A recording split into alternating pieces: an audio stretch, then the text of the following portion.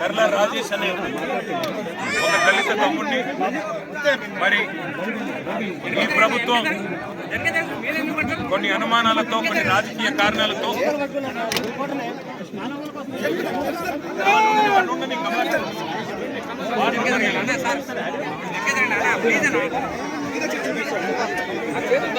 కర్ల రాజేష్ అనే ఒక దళిత తమ్ముడిని ఈ ప్రభుత్వం ఒక రాజకీయ దురుద్దేశంతో రాజకీయ ప్రేరేపితమైన ఒక కేసు పెట్టి ఆ కేసులో మరి ఎన్ని రకాలుగా ఆ తమ్ముడిని చిత్రహింసలు చేయాలో అన్ని రకాలుగా చేసి 30 ఏళ్ల ఆరోగ్యవంతమైన యువకుడిని అల్టిమేట్గా లాకప్ డెత్ ద్వారా లాకప్లో పెట్టిన చిత్రహింసల ద్వారా బలి తీసుకున్నది. దాదాపు వారం 10 రోజుల పాటు ఆ తల్లి తల్లడిల్లిన ఆ కుటుంబం మొత్తం ప్రాధేయపడ్డా పట్టించుకోలేదు. మరి ఆరోగ్యపరమైన సమస్యలు వస్తున్నాయి, వదిలిపెట్టండి, మీకు ఏం కావాలంటే అది చేస్తాము, ఏమన్నా తప్పు జరిగింది అంటే దానికి తప్పకుండా రికవరీ కానీ ఇంకోటి కానీ అన్నిటికీ మేము సిద్ధమని చెప్తే కూడా మరి నిర్దయగా నిర్దాక్షిణ్యంగా పైనుంచి రాజకీయ ఒత్తిళ్లు ఏవైతే వచ్చినాయో వాటికి అనుగుణంగా ఆ తమ్ముడిని బలి తీసుకున్నది రేవంత్ రెడ్డి ప్రభుత్వం. మేము ఈ రాష్ట్ర ప్రభుత్వాన్ని ఒకటి డిమాండ్ చేస్తా ఉన్నాం. కాంగ్రెస్ పార్టీ యొక్క నాయకులు, కాంగ్రెస్ పార్టీ యొక్క స్థానిక ఎమ్మెల్యే గారు, కాంగ్రెస్ పార్టీ యొక్క మంత్రి గారు, పక్కనే హుజూర్ నగర్ నియోజకవర్గంలో ఉన్న మంత్రి గారు దీనికి బాధ్యత వహించాలి. ఖచ్చితంగా వారు సమాధానం చెప్పాలి. మాటికి ఆ దళిత యువకుడి హత్య లాకప్లో ఇది ప్రభుత్వం చేసిన హత్యే. ఆ హత్యకు బాధ్యులైన డిఎస్పీని, సిఐని, ఎస్ఐని ఖచ్చితంగా డిస్మిస్ చేయాలి, సర్వీస్ నుంచి డిస్మిస్ చేయాలి.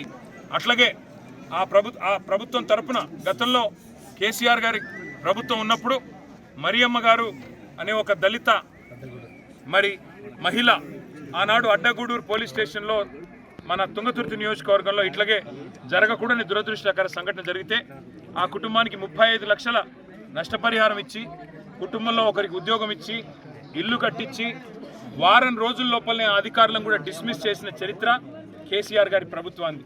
మరి వాళ్ళ ఈ ప్రభుత్వాన్ని నేను అడుగుతా ఉన్నా, మీనమేషాలు ఎందుకు లెక్క పెడతా ఉన్నారు? ఎందుకు ఆ దుర్మార్గులైన హంతకులైన అధికారులను ఎందుకు ఉపేక్షిస్తున్నారు? ఎవరు వాళ్ళని కాపాడుతున్నారు?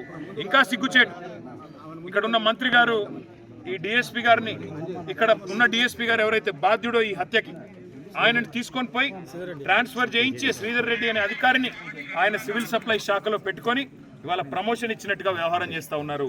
ఈ పద్ధతి ఎంత మాత్రం మంచిది కాదు. ఆ తల్లికి కలిగిన క్షోభకి, ఆ కుటుంబానికి కలిగిన నష్టానికి నిజానికి ఎన్ని డబ్బులు ఇచ్చినా వారి నష్టాన్ని మనం పూడ్చలేం. కానీ అమానవీయంగా లాకప్ డెత్ చేయడమే కాకుండా ఇంకా అధికారులను కాపాడుతున్న దుర్మార్గమైన ఈ ప్రభుత్వాన్ని నేను అడుగుతా ఉన్నా, మీరు కనుక స్పందించకపోతే కర్ల రాజేష్ గారి వ్యవహారంలో శాసనసభలో, శాసన మండలిలో కూడా తప్పకుండా మిమ్మల్ని నిలదీస్తాం.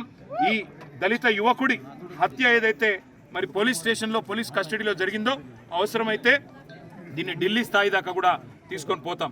ఎన్హెచ్ఆర్సీ ఉంది, ఢిల్లీలో కూడా మానవ హక్కుల సంఘం ఉంది, అట్లాగే ఢిల్లీలో కూడా ఉన్న ఎస్సీ కమిషన్ దాకా కూడా దీన్ని తీసుకొని పోతాం.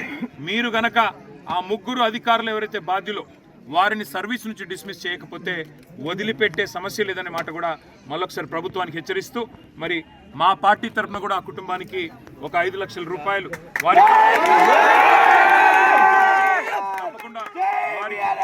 వారికి ఆ ఇల్లు కట్టుకునే క్రమంలో కొంత ఇది వేడి నీళ్లకు చన్నీళ్ళు అన్నట్టుగా ఉపయోగపడాలని ఆ కుటుంబానికి తప్పకుండా మా మల్లయ్య యాదవ్ గారు, మా జగదీష్ రెడ్డి గారు, మా జిల్లా అధ్యక్షుడు లింగయ్య యాదవ్ గారు అందరూ కూడా అండగా నిలబడతారు. తప్పకుండా వారికి ఏ కష్టం వచ్చినా మా ఆర్ఎస్ ప్రవీణ్ గారు కూడా గతంలో వచ్చి వారిని పరామర్శించి ధైర్యం చెప్పిపోయారు. అట్లాగే ఈ కేసులో న్యాయం జరగాలని పోరాడిన మందకృష్ణ మాదిగ గారికి కూడా నా అభినందనలు. తప్పకుండా ఇట్లాంటి సందర్భాల్లో ఎవరైతే ప్రజా సంఘాల నాయకులు గట్టిగా నిలబడి మాట్లాడతారో వారికి తప్పకుండా మనందరం కూడా అభినందనలు చెప్పాల్సిన అవసరం ఉంది. ఆర్ఎస్ ప్రవీణ్ కుమార్ గారు అయితేనేమి, అట్లాగే మరి ఇంకా ఇతర పెద్దలు ఎవరైతే ఈ అంశాన్ని రాష్ట్ర ప్రజల దృష్టికి తీసుకొని పోయే ప్రయత్నం చేశారో వారందరికీ కూడా అభినందనలు తెలియజేస్తూ, కాకపోతే ఆ తల్లికి ఆ తమ్ముడు కమలాకర్కి ఇద్దరికి కూడా అండగా నిలబడి వారి కుటుంబం మళ్ళీ స్థిమితపడేదాకా, వాళ్ళ కుటుంబం మళ్ళీ ఒకసారి ఒడ్డుపడేదాకా అందరూ అండగా నిలబడాలని చెప్పి కూడా కోరుతూ పత్రికా మిత్రులకు కూడా ప్రత్యేకంగా అభినందనలు. మీరు కూడా ఈ అంశాన్ని రాష్ట్ర ప్రజల దృష్టికి తీసుకొచ్చినందుకు పత్రికా మిత్రులకు కూడా ధన్యవాదాలు.